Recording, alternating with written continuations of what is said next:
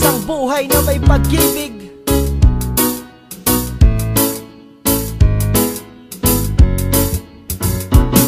Sa bawat buhay na tao'y merong pag-ibig na nakahimlay, at ang tanging dapat mo lang gawin sa akin sumabay. Halika nang gisingin natin ang tulog mong diwa, ibaba mo ang armas at sandatang nakakahiwa. Sa pagkakataong ito, hari aking opinyon, layunin ko'y magkaisa lahat ng relihiyon. Bilyon ng tao sa mundo kung ating tutuusin, bawat tao ay may buhay na pwede ring tumusin ng Diyos.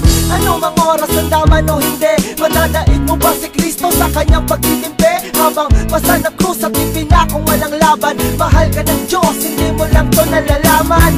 Minsan sa ating buhay merong suliranin at hindi mo matanto kung sasapat ka ba o kukulangin. Basta't mahalaga merong isang pag-ibig, umaasang may gabay na nandyan ang sakit paligid. Dahil tayo sa buhay na may pag-ibig, yan ang kailangan ko, kailangan mo at ng buong mundo. Isang buhay na may pag-ibig, yan ang kailangan ko, kailangan mo at ng buong mundo. Ako'y nabuhay sa mundong hindi inabot ang ama, at inasa ang lahat sa aking nag-iisang ina. Ang mayakap siya't pasalamatan, gusto ko pa sana nang hindi hinahangad sa aking nakala ang pamana. Ngunit ako'y naligaw kay haba na nasungay, sa tuwing kakausapin niya ko mata ko'y mapungay. Pinili kong daan iba sa karaniwang bata, impernong itinuri mas matindi pa yata.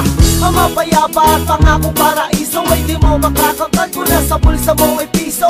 Limutin na lang ano man ang maibigan kung wala kang pera, walang tapat na kaibigan. Masaklap pa lang inabot ko katulad ba sa'yo? Store ako'y maging sa'yo'y hindi naman nagkalayo. Siguro nga pareho lang tayo ng naranasan, tuloy pa rin ang luha, ilang beses magpunasan. Dahil meron kang buhay na may pag-ibig, yan ang kailangan ko, kailangan mo at ng buong mundo. Isang buhay na may pag-ibig, yan ang kailangan ko, kailangan mo at ng buong mundo. Tumalaw sa mga kaibigan para matulungan sila na maibsan ang kalungkutan sa kulungan. Yan ang aking gawain dati kung alam nyo, sa piling ng mga kasama kong nakabilanggo. Sa mga kasama kong nasalaya na may atraso, lihim na kong mamuhay at pinilang na retaso.